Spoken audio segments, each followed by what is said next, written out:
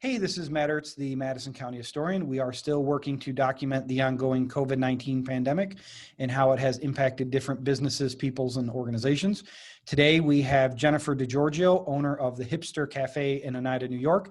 Jennifer, thanks for being with us. Thank you for asking me to participate. So for those that aren't familiar, what is HIPstir Cafe? HIPstir Cafe is a dream come to life. It's just, we do really clean, like all whole food. Everything is made from scratch, and we're a coffee shop, bistro type of atmosphere. We've been doing everything from catering to weddings to in-house to desserts to we kind of have our hand into a little bit of everything. And you even took part in the Hop Festival last year with the Hop Dinner. Yes, and we were so sad that it was canceled this year. So we're going to do, next year, we're going to do a big blowout with Sydney for the anniversary. All right, spectacular. It's one of my favorite events every year. I know, love it. So I have to tell you a story up front. I walk my dogs and I walk all through the city of Oneida. And when the pandemic first started, you guys had a big, beautiful painting on the front of your building. I haven't walked by it recently. I'm not sure if it's still there or not, but kind of encouraging people to stay positive and stay safe. Talk a little bit about when the pandemic appears on your radar and how you guys adapt. Oh my God. So obviously the first thing that we're listening to is what's happening in New York City.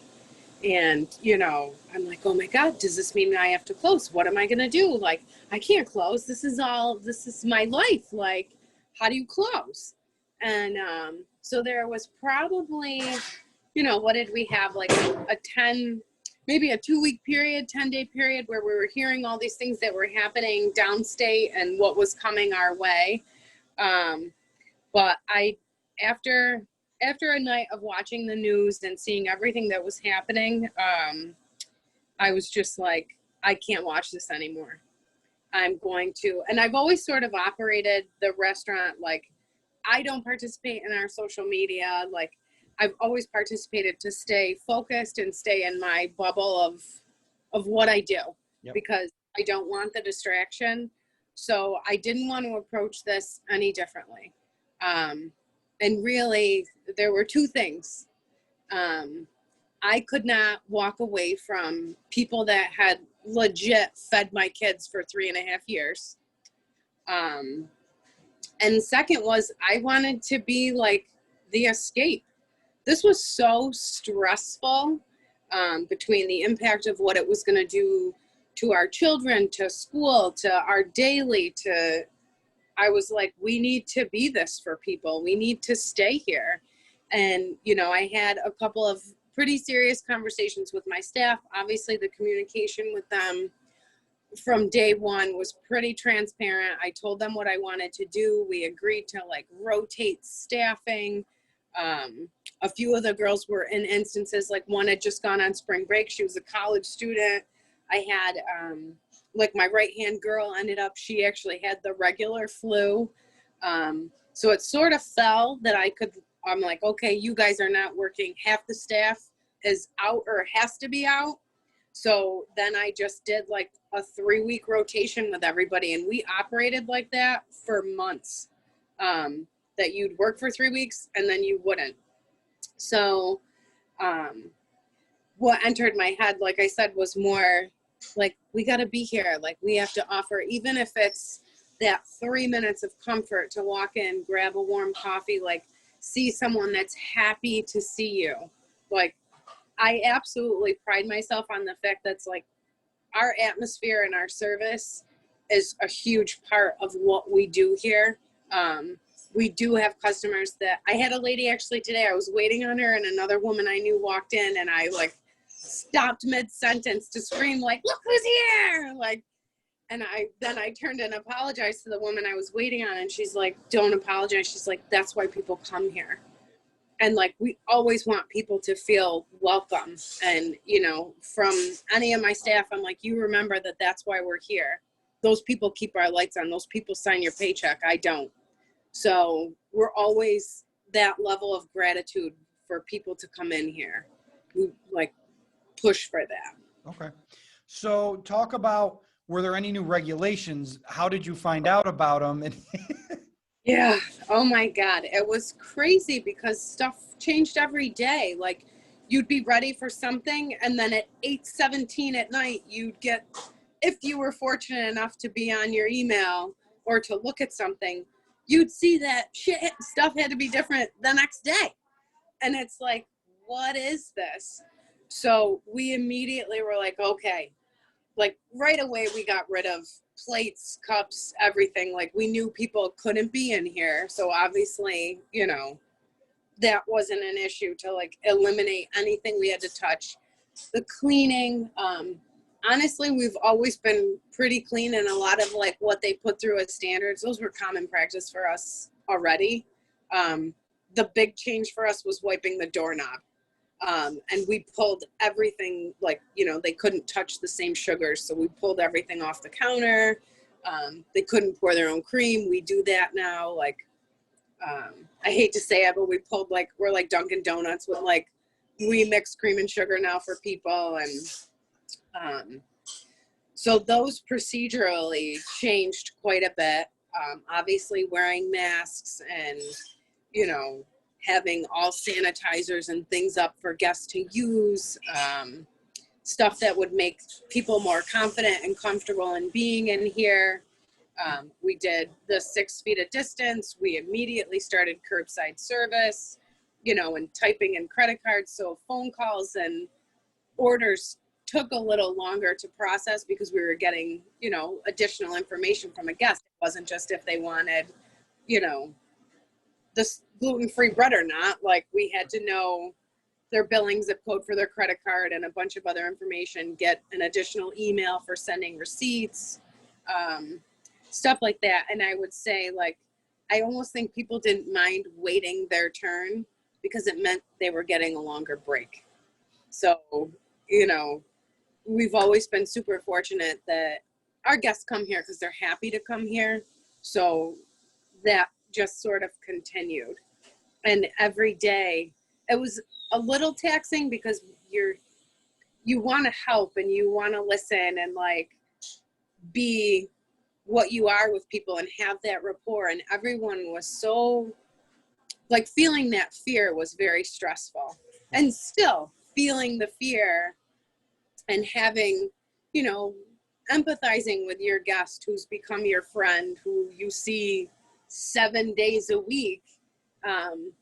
You know, that got tough taking on their concerns too, but like they still came here every day to make sure that that wasn't going to be a concern for me. And like so many people, you know, we want you here when this is over. We want you here when this is over. I'm like, I'm not going anywhere, you know. And the outreach from guests, like I had people bringing me gift cards, and because people were bringing me money, and I'm like, I would just put it in the tip jar. I'm like, I can't take this. This is crazy. So I would just give it to the girls and, or the staff rather. And then I had people, they saw that I would do that. And some of my staff was like, she doesn't take that. And then people started buying me like gift cards for the grocery store, gas cards, things like that. And they're like, take care of your family, take care of your family. And like, that was incredible to me. Like, that's when you realize how lucky we are to be where we are. And, you know, so many people, and I'm sorry if I'm on such a tangent about this. You're okay. But maybe you could edit it. But so many people, when I first came, they were like, oh, you're not from Oneida. That's going to be so tough. People aren't going to accept you and this and that. And like the level of welcome and like that amount of care was, it only made me more determined to do more and to not waver, because I was like, they do need us. Like they want us here so bad. So I guess if anything, there's pieces of this that have been so encouraging, as messed up as so much of this is, and so difficult to operate business as usual. Like the fundamental of why you're in the restaurant business is to please people and to serve and to bring that. And like, at least we haven't lost that, Okay. you know? Okay. So, Did you guys find you had issues with getting supplies at all? Whether it was the personal protective or, you know, even stuff like bread or meat Food or. ridiculous, but like immediately I was just like, okay, we're paring down. Like we're gonna offer 2 things every day. We're gonna have a lunch special, and like we went into doing dinners almost instantaneously because everybody needed it. Everybody, like, life and dinner, like I don't understand it because I love to cook and things like that, and when I had a more regular schedule, I enjoyed doing dinner. But most people look at it, it's taxing, it's a chore, it's something to think about, it's more work. And when you're going through that, your whole day is home and you're trying all of these new things with your children, your job, figuring stuff out. Like dinner was the last thing anyone cared about. I think people could have ate cereal or not eaten. But again, providing like a comfort back. So we decided like, let's do dinner. So with paring down, the week before I would write a menu, I would call, order every single thing I needed or find out what I could not get or, you know, stuff that tripled in price. You know, what can we afford to serve and then turn around and still keep this affordable to a guest? Like that fluctuated daily. Because as soon as something went on the news, like all the panic that induced in people, like the thought of us not being able to get something, like that just ensued these markets. And I wonder if part of that was a ploy, like, well, who knows? So there were things that, yeah, like we couldn't get certain brands of stuff that we were super used to. And with that, like, you know, we've always said we were natural, antibiotic free, like no growth hormones. So trying to, and maintaining that level of product and going through this was really difficult and very costly. But at the end of the day, I was like, if I would not be proud to serve it, I can't. So if I'm going to take a hit on this, then that's what's going to happen. Like we have to be true to what we say we are, you know? So you've kind of found your groove now in this pandemic. How do you think the pandemic will change how you do business moving forward? Well, one of the things that's been so hard is like, you know, perfect example, like gloves, you know, all these new incurred costs. Like before we would go through a case of gloves, let's say every 7 days. Now we go through 4 cases of gloves a week, and that case of gloves that used to cost $19.97 is now up to $83.71. And we're using 4 times the amount. Dish detergent that has sanitizer in it is now $168 a pail, and it used to be $97 a pail. And it's just like, it's the operating expenses that have just skyrocketed. You know, and the level, like we've always used, you know, let's say germicidal bleach. We've always used a 93% hospital grade bleach here. Like, because bleach will kill everything. And I've always been like, we got to be clean. So that tripled in price. Like, so all of our dailies, and I don't want to, I suppose I really need to look at how I can pass the costs on. But I think like we're so grateful that people are still here. We're trying to continue to stay wise with our food cost and what we use, and to try to absorb some of it in other places. I hope so much that some of this starts to turn down, but like even such things as like, I literally have an insurance paper in front of me now, and like rates are insane. So that's what's very difficult. Like you could be doing so well and have your labor costs at your 25% and have your food cost at 17%. But then when these other expenses have just your other operators, like, you know, insurance and your disposable products, like they've gone so high, doesn't matter how good you're doing these other things. So that's what I hope so much is going to subside. Like, you know, our unemployment insurance, I'm terrified to get that, what our rate is going to be for that. because ultimately it's so sad to say, but it's the small business that pays, you know, like the corporations are going to make it out okay. It's, you know, what I guess I would be referred to as the mom and pop. We're the ones that hurt. And like, but again, back to like this community of being so appreciative and so supportive, at least they're still here, you know, like they're still visiting us and they're still making it. I mean, so many people would say like, oh, we're making the rounds. Like we're trying to, and they really were like, they were really trying to contribute to me and, you know, Madison Bistro and to Jim and Creekside and all of us that are so close within proximity, and, you know, thank God for that. So I guess my next question would be, what would you like to say to the people that help support you?